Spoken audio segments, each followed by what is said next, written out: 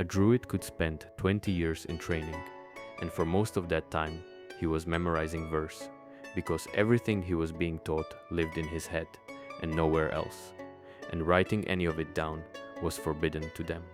And these weren't people who couldn't write, because the same men used the Greek alphabet quite happily for ordinary business, for accounts and letters and whatever else needed keeping, and they simply never used it for this. So when the thing finally came to an end, everything it knew went with it, and there isn't one line of Druidic writing surviving anywhere in the world. Everything anybody can say about them comes from outsiders who watched them and wrote it down, and most of those outsiders were Greeks and Romans, and a good number of the Romans had a reason to want them to look a certain way. Now, you gotta realize how thin that record actually is. Across roughly 700 years of writing, exactly one Druid is known to history as an individual person with a name, and that man was Divitiacus, a nobleman of the Aedui in Gaul. The man who dealt with him most was Julius Caesar, who wrote about him at length in 2 different books, and Caesar never once calls him a Druid. We only know he was one because Cicero mentioned, more or less in passing, that he had met the man personally. The rule against writing is the single most important fact about the Druids, because it's the reason this whole subject is as difficult as it is. Caesar says that pupils stayed with their teachers for up to 20 years, and that what they did in that time was learn a great body of verse by heart. Pomponius Mela, writing a bit later, says the teaching went on for 20 years as well, and that it happened in caves or in remote groves away from everyone else. Neither of them describes a book, or a scroll, or a written syllabus of any kind, because there wasn't one. The doctrine was held to be unlawful to commit to writing, and so it never was. That leaves us with the outside observers, and there aren't many of them. Between the 4th century before Christ and the 4th century after, something like 20 classical authors mention the Druids of Gaul and Britain at all, and most of those mentions are a sentence or 2. A handful of them go further than that, and of those, a large share are all drawing on the same lost book. That book belonged to a Greek Stoic philosopher named Posidonius, who lived from about 135 to about 51 before Christ, and who visited the Greek colony of Massalia, which is Marseille, somewhere around 100 to 90 before Christ. He wrote an ethnography of the Celts, and that ethnography doesn't survive. What survives instead is the writers who used it, and there are 4 of them who matter. Diodorus Siculus used it directly, and Strabo used it directly, and Ammianus Marcellinus used it at second hand through another writer called Timagenes, and most scholars think Caesar had read it too, though Caesar also had a great deal of first-hand knowledge of Gaul and says things nobody else says. So when you see 4 Roman authors agreeing about the Druids, you're often not looking at 4 independent witnesses. You are looking at one lost book, copied 4 times. The archaeologist Stuart Piggott sorted the classical picture into 2 broad strands, and the split is useful. One strand goes back through Posidonius, and it tends to be unfavorable, and it dwells on sacrifice. The other strand is softer, and it presents the Druids as noble sages out of some earlier and better age. Neither strand is neutral, and neither strand is a description by somebody with no stake in how the Celts came across. And then there is the matter of Divitiacus, who is the reason any of this has a name attached to it at all.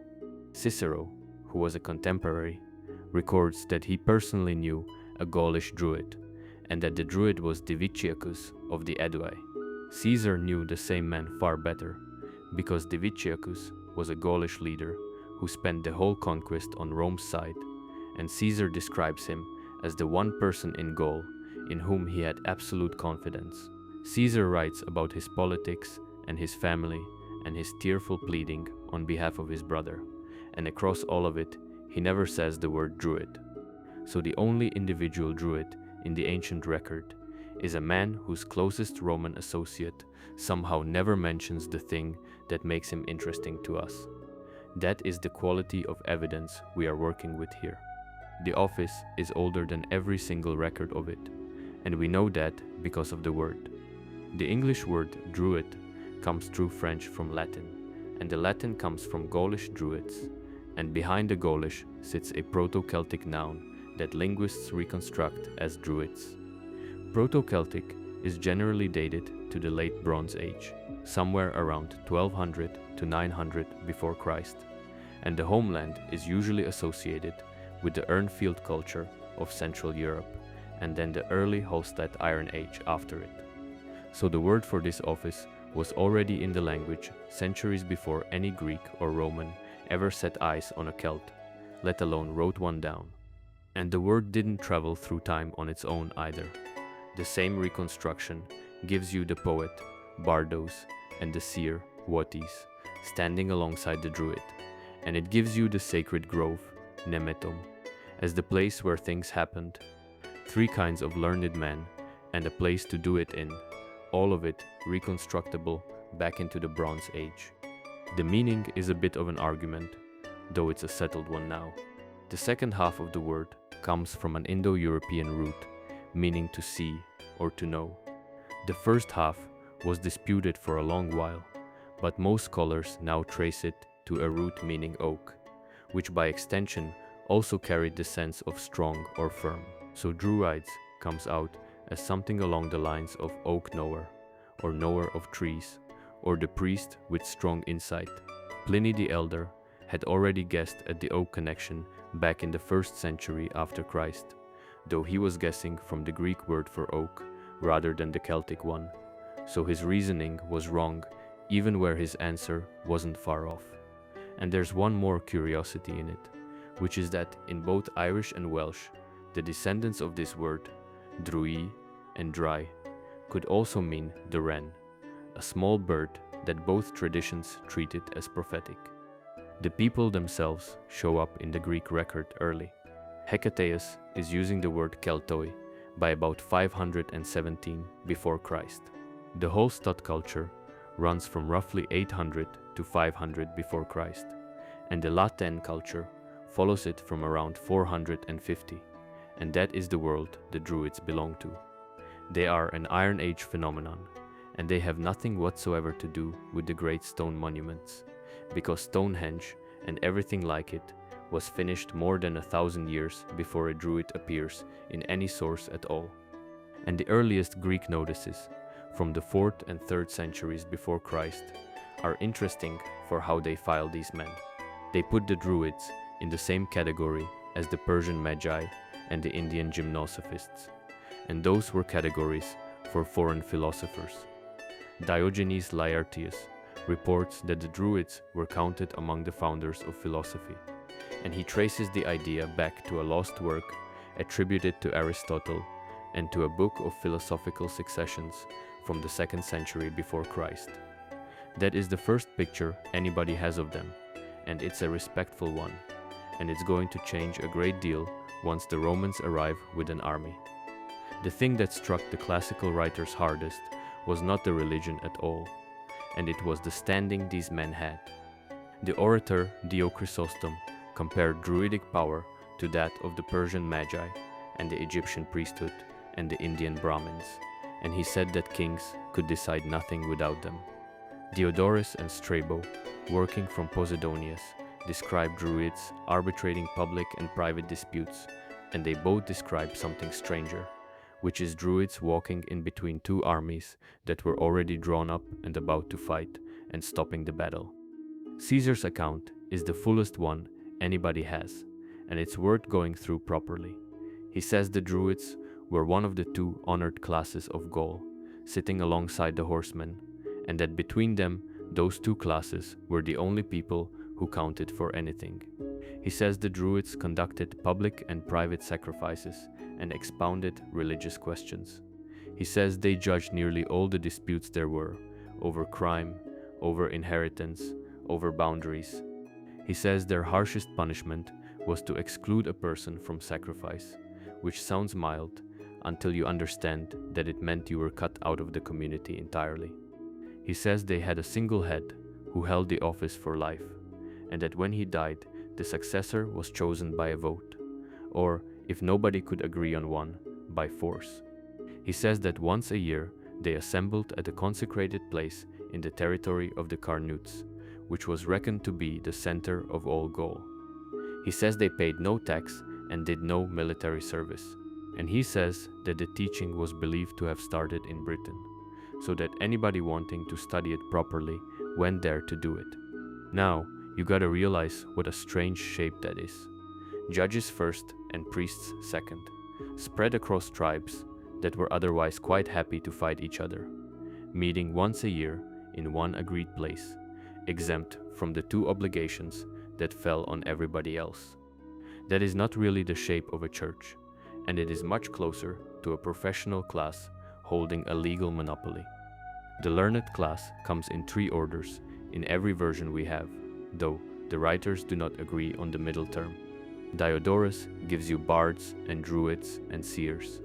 Strabo gives bards, uates and druids, and he says the bards were singers and poets, and the uates were diviners and students of nature, and the druids studied nature as well, but added moral philosophy on top.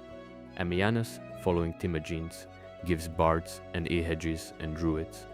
That middle word is a mess in the manuscripts, and eheges is now generally taken to be a scribe misreading the Greek uates, and the Celtic word underneath all of it is watis, which is the direct ancestor of the Old Irish word faith, meaning prophet.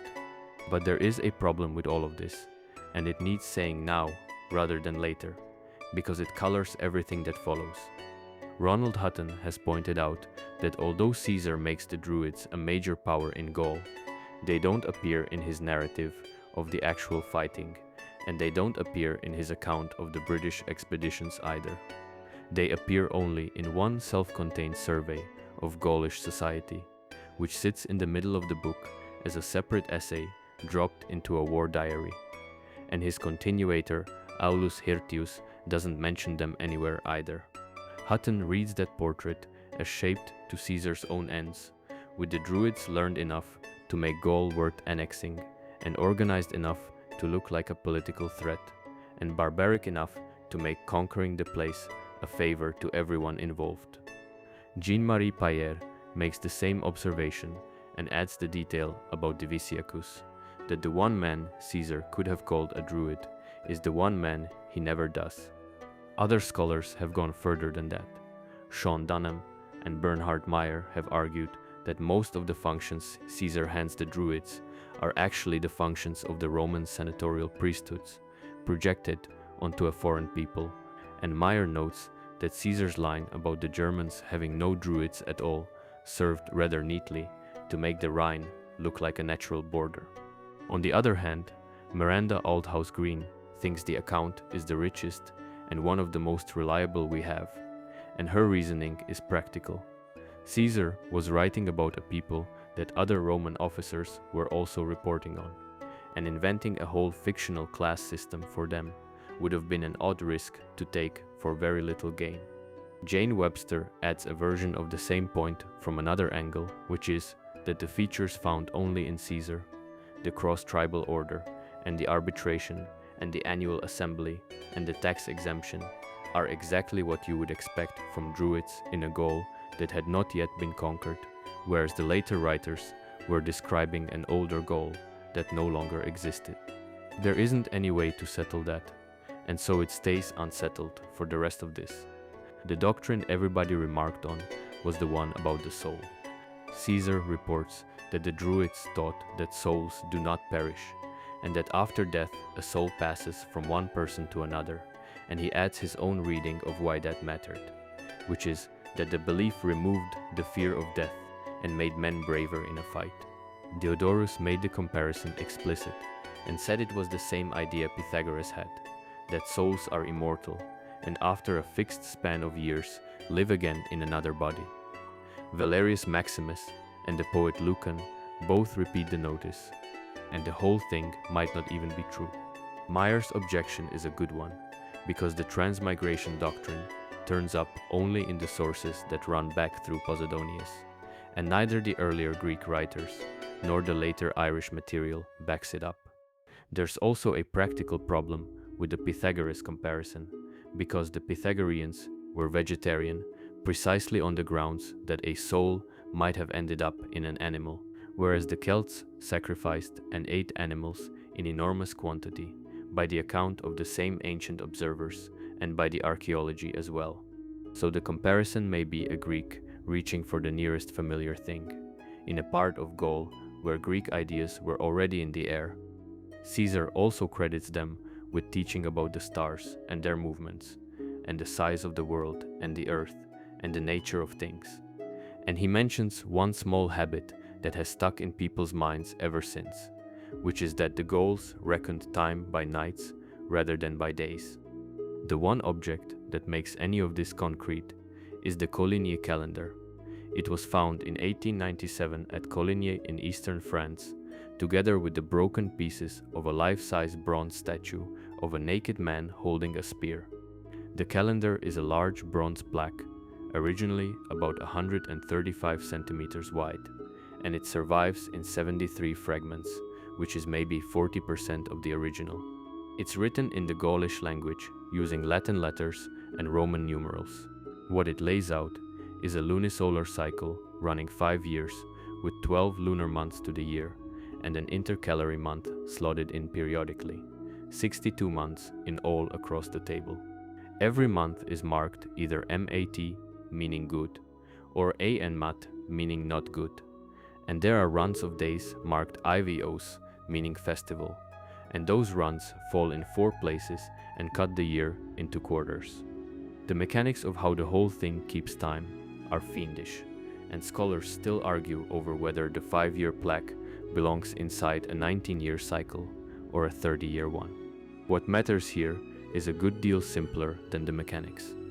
The plaque itself was probably made no earlier than the end of the 2nd century after Christ, well into the Roman period, and yet it contains copying errors, and copying errors means somebody was copying, which means the calendar itself is a great deal older than the object it's written on. And that is as close as the astronomy gets, because nobody can show that a Druid made it, or used it, or had anything at all to do with it. The place where all of this happened was the Nimiton, which in Gaulish meant a sacred space, and which usually meant an open clearing in woodland, rather than any kind of building. The word turns up in inscriptions, and it turns up in dozens of place names strung right across the Celtic-speaking world, from Galatia, in what is now Turkey, all the way to the Iberian Peninsula. Archaeology has attached the term to a class of squarish enclosures bounded by a bank and a ditch, known from the 3rd century before Christ onwards across Gaul and southern Germany and Switzerland and Bohemia, and the interiors of those enclosures held very little building and quite a lot of deep shafts full of deposited material. And the groves were not only for worship, because at Drunamiton, which means oak sanctuary, the council of the Galatian Confederacy met, 300 men along with their tetrarchs, and Strabo is the one who records it. So the sacred clearing was doubling as the parliament. This is the part everybody's heard about, and it's also the part where the evidence is worst. Caesar writes that the Gauls believed the gods could only be appeased if one human life was exchanged for another, and that they had sacrifices of this kind established by the community. Then he says that some of them had enormous images made of wickerwork, and that they filled the limbs of these images with living men and set them on fire. He adds that criminals were held to be the more pleasing victims, and that when there were not enough criminals to go round, they used the innocent. Strabo has something very similar to that. He describes a colossus built of straw and wood, into which they threw cattle and animals of all sorts and human beings, and then burned the whole thing as an offering. Diodorus has a third version that involves no image at all, where condemned men were kept for 5 years and then impaled and burned on very large pyres alongside other offerings. Now here's the catch, and it's a serious one. The wording in Caesar and Strabo is very nearly identical, and near identical wording in two authors points to a shared written source and not to two men who each saw something. That source is almost certainly the lost ethnography of Posidonius, and Strabo never went to Gaul in his whole life. Strabo also writes about the rite in the past tense, and he implies fairly clearly that it had already stopped happening by his own day. Diodorus, for his part, describes something that only happened on special occasions, which doesn't sit easily with Caesar presenting it as a regular institution. And there is no archaeological find anywhere that securely attests a person burned inside a wickerwork figure, and that's worth saying without any hedging on it. Miranda Althouse Green, who is generally the more willing of the scholars to accept these reports, is clear about that gap, and the closest thing she can point to is a pit at Leonding in Austria from around 200 before Christ, holding the burnt remains of 12 people along with animals, which looks like a place where fire sacrifice happened repeatedly. Bernhard Meyer notes that the wicker theme was already a standing piece of Roman rhetoric before Caesar ever campaigned in Gaul, since Cicero was using it in a courtroom defense in 69 before Christ. And Richard Sermon takes the most skeptical line of all and suggests that the whole business is uncorroborated Roman propaganda. The bog bodies are where the ground gets firmer, though only slightly. Lindo Man was found on the 1st of August in 1984 in a peat bog called Lindo Moss near Wilmslow in Cheshire. A peat cutter threw what he thought was a piece of wood at a workmate, and it turned out to be a human foot.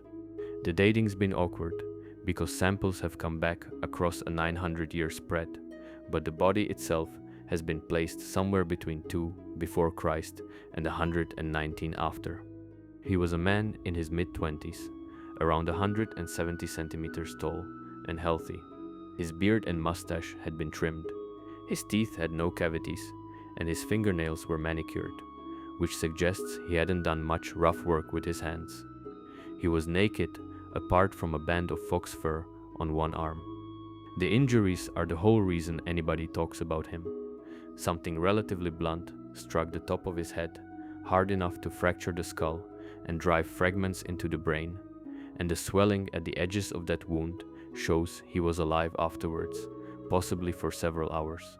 There was a cord of sinew around his neck and ligature marks under it. There was a possible wound at the side of the neck and a possible stab wound in the upper chest, and his neck was broken.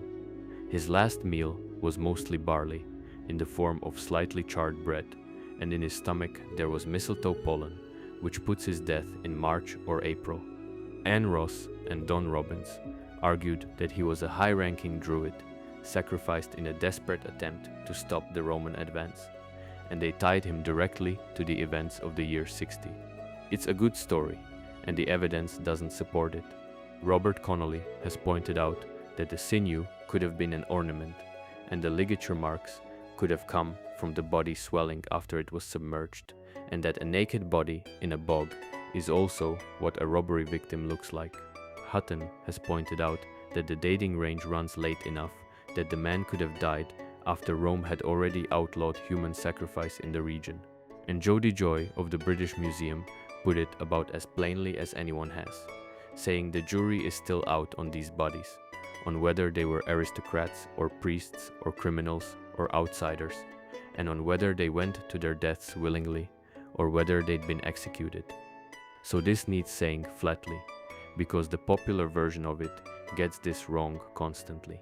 The main scholarly summary of the whole subject states that attempts to associate particular objects with the Druids, and it names the Coligny calendar and the Lindo Man bog body specifically, remain mostly speculative. Lindo Man is not a Druid sacrifice, and what he actually is a body with a violent death and an unresolved argument attached to it. What is solid is the wider cult, and it's grim enough without any of the above. At Gournay-sur-Aronde, excavated from 1977 onwards, there is a ditched enclosure with deposits of deliberately broken weapons and pits where cattle and other animals were sacrificed, and headless human bodies as well. Nearby at Ribemont-sur-Ancre, there are tens of thousands of human bones, together with weapons, arrayed as the display of decapitated enemy warriors, and there is a structure there built out of more than 2,000 human long bones. At AC Romans in the Ardennes, there is clear evidence of human sacrifice. In the River Walbrook in London, there are a great many skulls. The rites did happen, and people did die in them. But Meyer makes the point that finishes this off, which is that the priests who must have officiated at those sites are nowhere named in any surviving written source.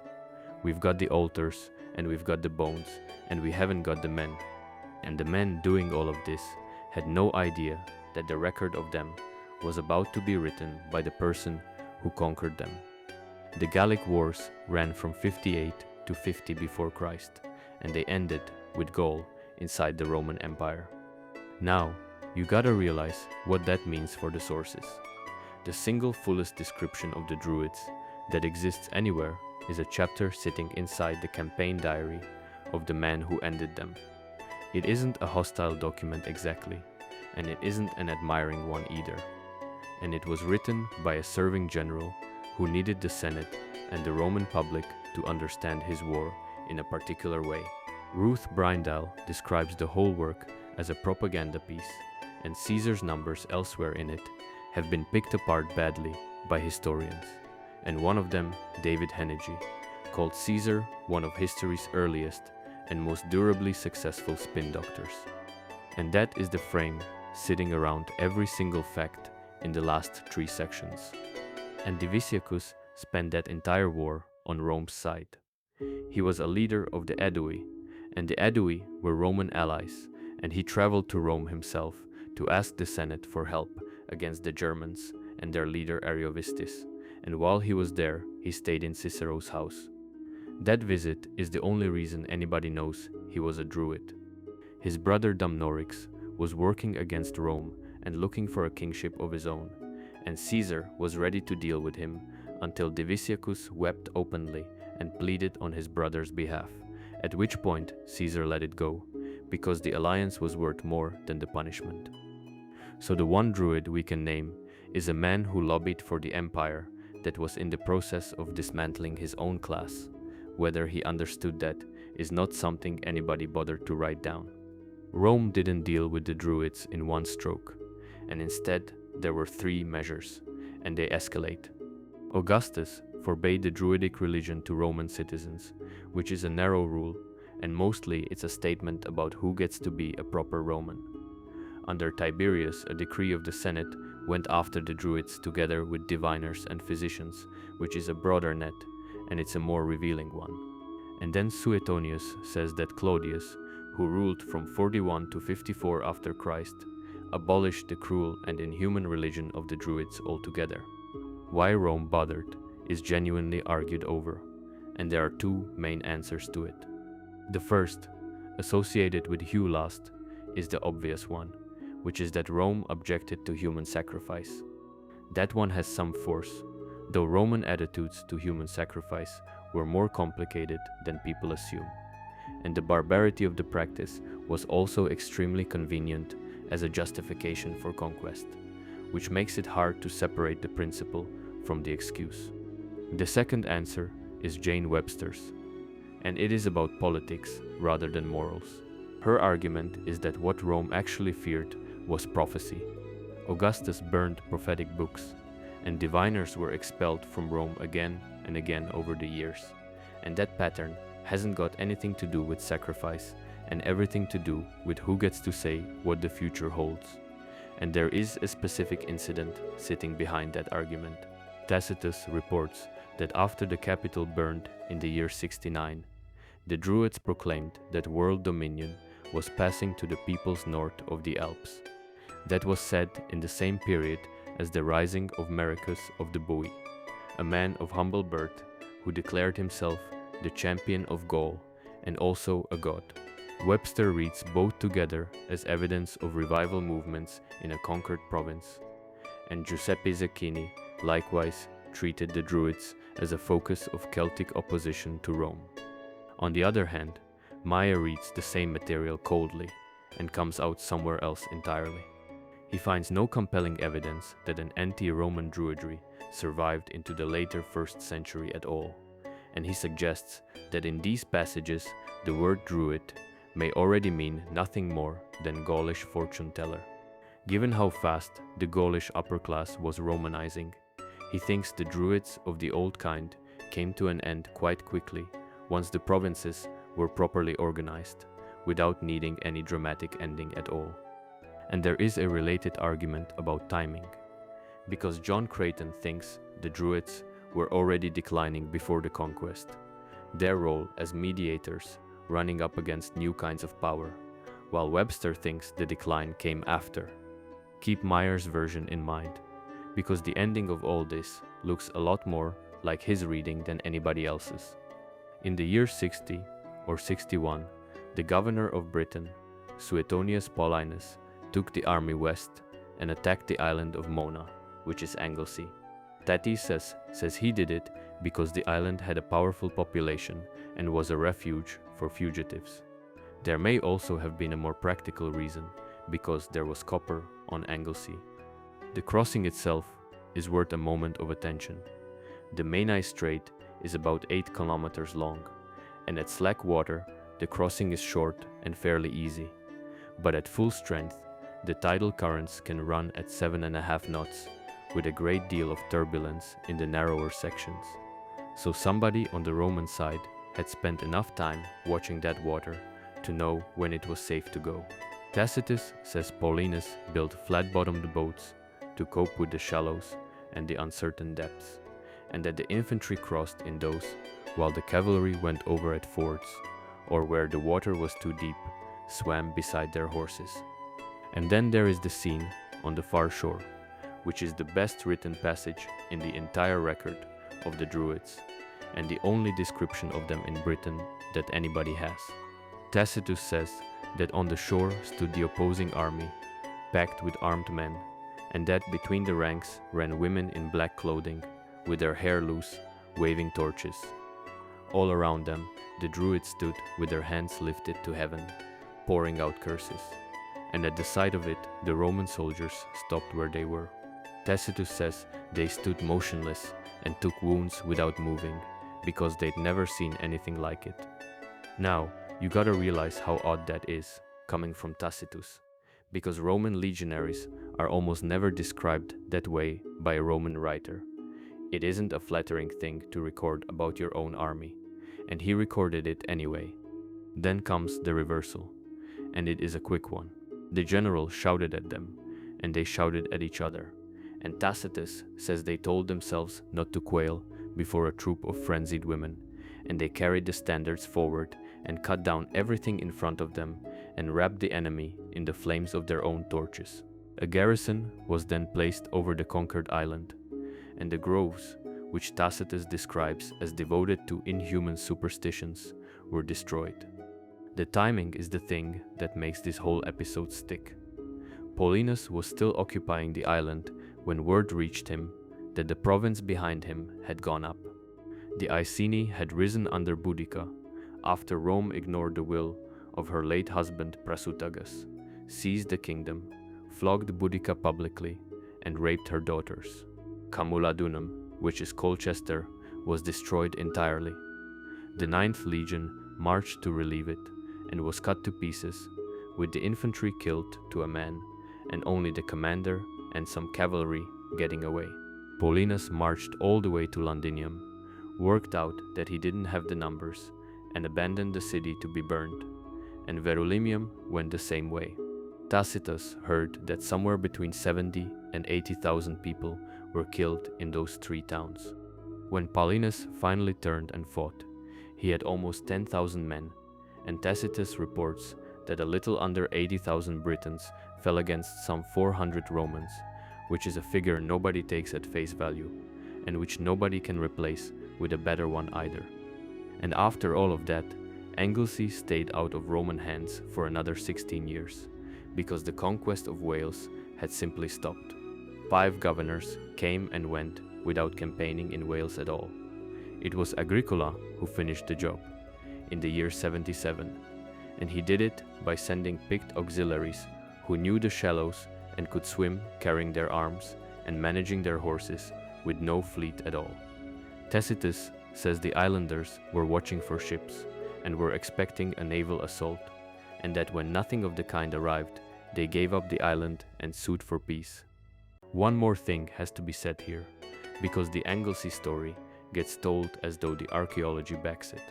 No sacred grove has ever been confirmed on Anglesey by excavation, and given what a grove actually is, it probably never will be.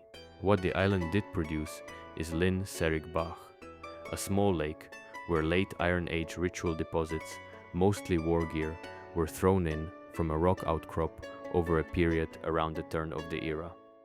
That is the physical trace of Anglesey's religion, and it is a pile of metal in a lake. In 1996, archaeologists digging at Stanway, near Colchester, found a wooden chambered grave dating to about 40 to 60 after Christ, which is right around the Roman invasion of Britain in what had been the territory of the Cetuvelauni. Inside, there were cremated human remains, and the sex cannot be determined from them. There was a cloak that had been fastened with brooches.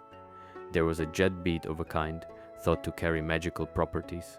There was a surgical kit of 13 instruments, and a strainer and a cup still holding traces of an infusion made from Artemisia, which is mugwort, a herb long used in remedies. There was a set of metal rods that nobody's been able to explain, and there was a board game laid out ready to play, with 13 glass pieces to a side, the first such game ever found, essentially intact. Philip Crummy, who ran the excavation, is the person worth quoting here, because he wouldn't overclaim. He wrote that the so-called Druid could have been a doctor, and pointed out that the strainer contained Artemisia pollen commonly associated with herbal remedies, and that healing is an attribute given to Druids, and that they think the metal rods could have been used for divining, though nobody knows. Then he put the question the honest way round, which is whether all of that stacks up to the person being a Druid. His answer was that it could be, and that it was certainly somebody special. There are a couple of other objects in Britain that people reach for. A man buried at Mill Hill near Deal, around 100 before Christ, was wearing a decorated bronze crown, whose nearest parallels are the ceremonial diadems worn by priests in Romano-British temples. And there are pairs of bronze spoons, one plain and pierced, and the other marked into quadrants, such as the pair from Castell Nadolig in West Wales, which are generally thought to have served in some kind of divination, and none of them can be tied to a Druid in particular. And then, over on the continent, the record simply stops. There is a late compilation called the Historia Augusta, which has Gaulish Druidesses prophesying to 3rd century emperors.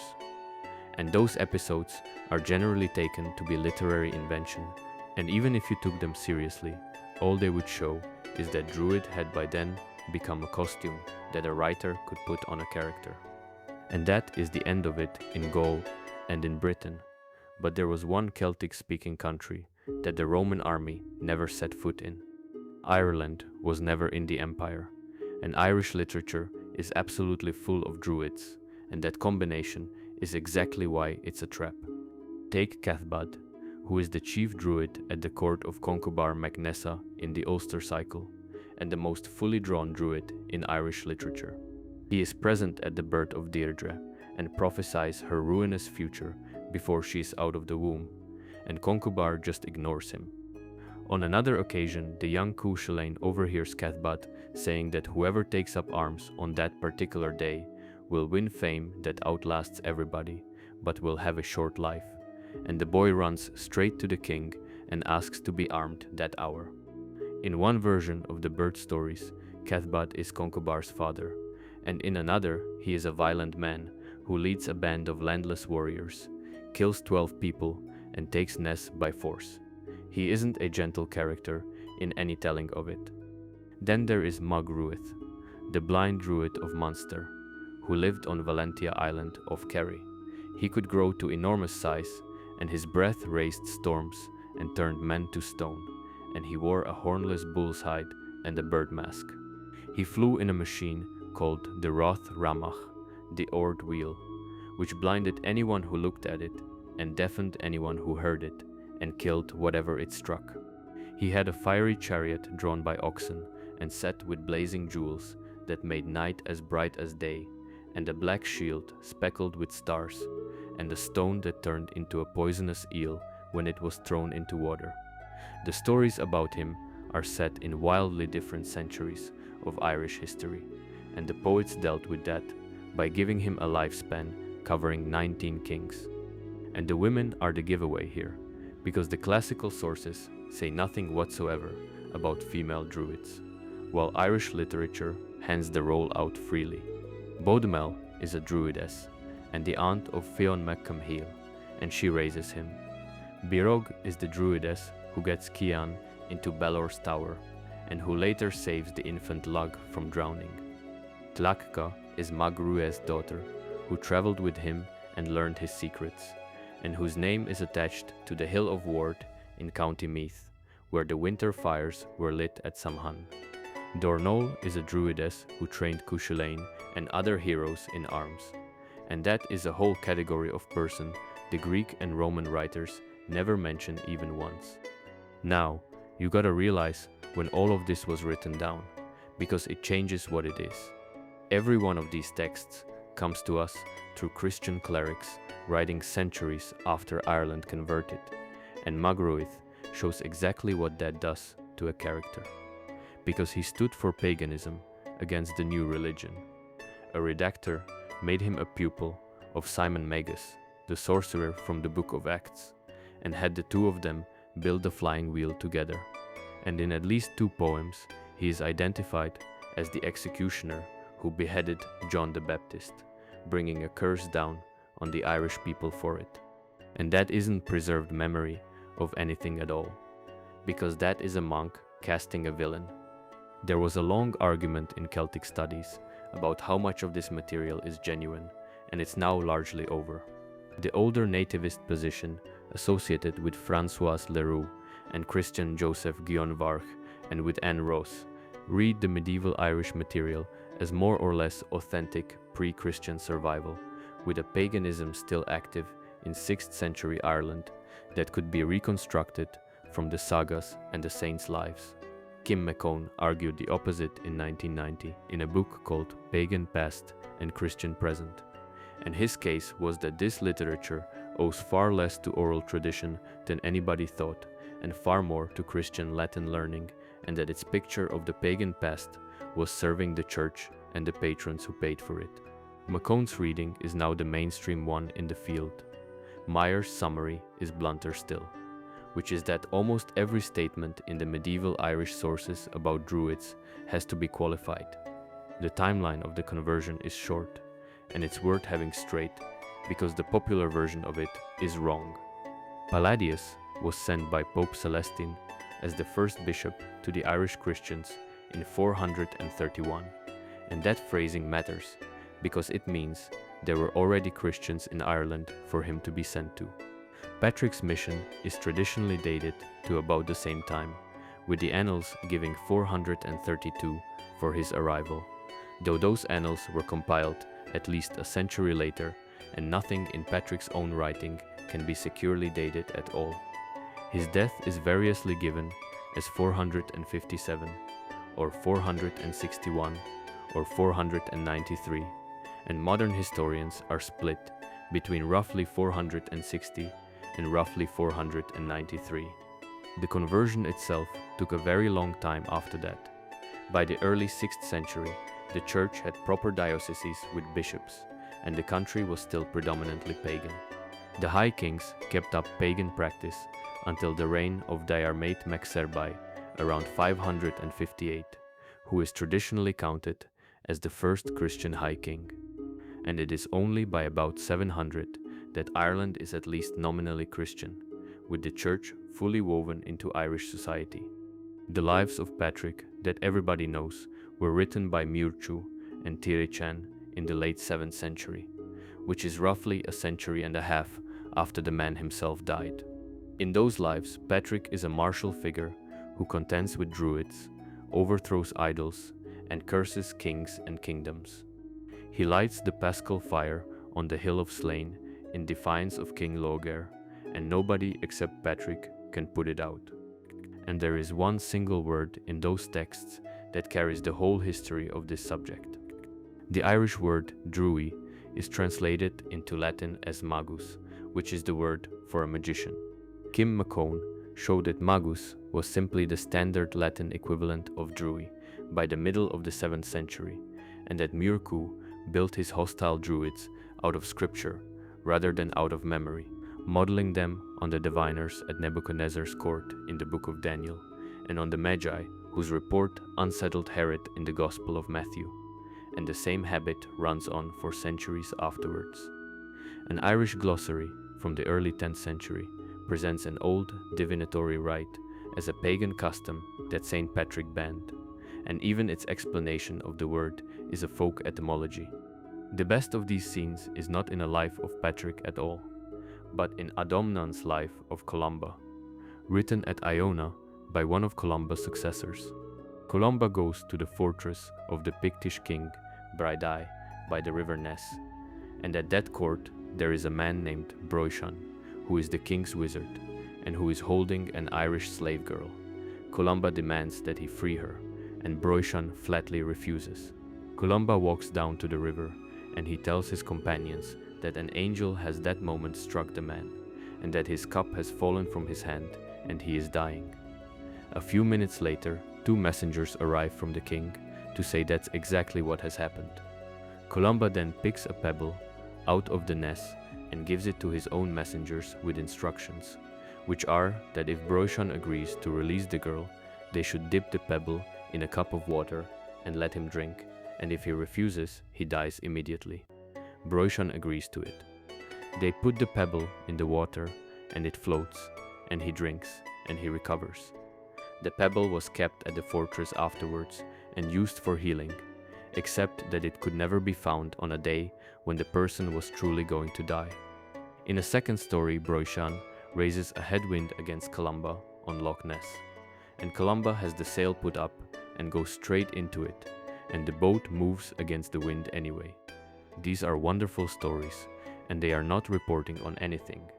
They were written to prove a point, by people whose whole purpose was to show a saint beating a sorcerer, and the sorcerer they wrote is the shape the church wanted the druid to have, which in the end is a magician who loses. Here is where it actually ends, and it doesn't end with an army. The early Irish law tracts of the 7th and 8th centuries are the one place in the whole record where the druid appears as an actual social rank inside a working legal system, and not as a character in a story. And the tradition behind those tracts still credited the pre-Christian druid with the full old standing. Fergus Kelly sets it out: priest, prophet, astrologer, teacher of the sons of nobles, the man in whose presence oaths were sworn. That is what the memory of the office looked like. And then there is the actual law. And the actual law is where the office quietly dies. Early Irish law had a system called sick maintenance, where if you injured somebody, you had to take them in, feed them, house them, and supply substitute labor while they recovered. And the standard of all that scaled to the injured person's rank. A tract called Bretha Crolig is the one that lays this out. And what Bretha Crolig says about the druid is that he gets sick maintenance at the rate of a bori, which is an ordinary freeman with a bit of land and some cattle, and it says he gets that rate regardless of his status. So he wasn't banned and he wasn't burned, and instead he was given the same price as an ordinary farmer, in a schedule of injury payments, by Christian jurists who had no particular reason to be afraid of him anymore. And his work did not vanish because it was parceled out to other people. The Fili, the poet, took the divination and the memory and the fear. The Filid had 7 grades, and the top grade was the Olam, who trained for at least 12 years and was expected to carry 250 major tales and 350 minor ones in his head. The chief poet of a province was reckoned equal in status to the High King himself, And that was still the case centuries later, when English observers were horrified to see Gaelic chieftains eating from the same dish as their poets. Kings paid poets extremely well, and part of the reason was fear, because a poet who felt slighted could satirize a king in front of his neighbors, and the Philid were believed to be able to shape the future and not simply describe it. The law went to the Brehons, who trained for around 20 years and who learned their material as verse, because that's how you remember it, and who were liable for damages if their judgments were wrong. And the Brehons were recognized as a professional class, quite separate from the Druids and the Bards. Eleanor Hull described the split plainly, saying that the file in the earliest times combined the functions of magician and lawgiver and judge and counselor and poet, and that later the offices divided, with the Brehons taking the law and the Druids keeping the supernatural side, and the Philid ending up as poets and philosophers. So every one of the functions survived, and the only thing that actually went was the office itself.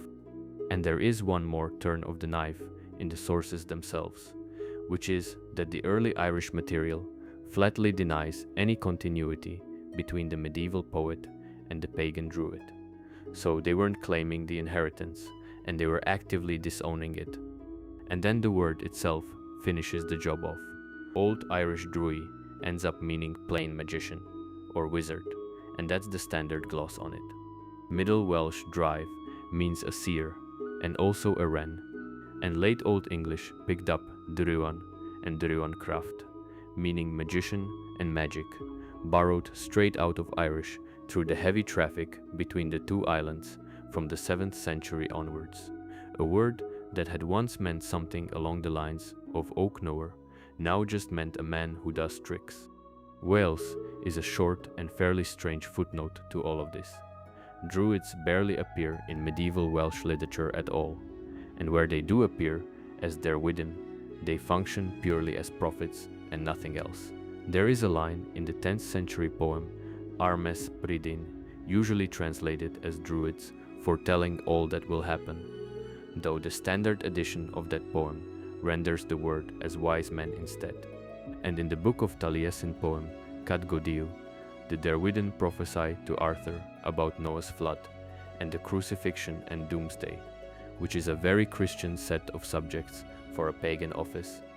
Hutton's caution deserves its line here, which is that the Welsh usage may not be a survival at all, and may have been coined under the influence of the Irish literature next door, where Druids were everywhere as diviners. He notes that Welsh texts show far more awareness of Ireland than Irish texts show of Wales, and that the Old English borrowing of Drita from Irish points the same way. Meanwhile, the living tradition in Wales was the bard, and it was doing perfectly fine. Taliesin was an actual poet of the 6th century, singing at the courts of Urien of Reged and his son Owen, and before or during that also at the court of Brockfail Isgithrog of Powys and his successor Sinan Garwin. He is named in a list in the Historia Brittonum, put together in 828, alongside Aneurin and 3 other poets.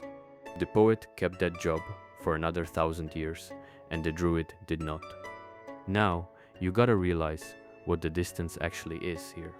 A Druid was once described as a man who could walk in between 2 armies that were drawn up and ready and make them stop. 7 or 8 centuries later, in the last country that ever had them, he was a line in a legal schedule, worth the same sick pay as any freeman with a cow, and the word itself had drifted into meaning wizard. That is the point where being a Druid stopped meaning anything, and that's where this ends. They kept everything in their heads and made writing it down forbidden, so when they went, all of it went with them. Rome took the institution apart in about a century, with the bands first and Anglesey after, and then silence. Ireland kept the word alive the longest, but the Ireland that finally wrote the Druids down was Christian already and had recast them as sorcerers who lose. And the ending of it is paperwork, because what finishes the Druid off is a rate of sick pay, and a word that slid gently into meaning magician. Every druid we can actually name is either a note in a Romance book, a villain in a monk's story, or a maybe in a grave in Essex.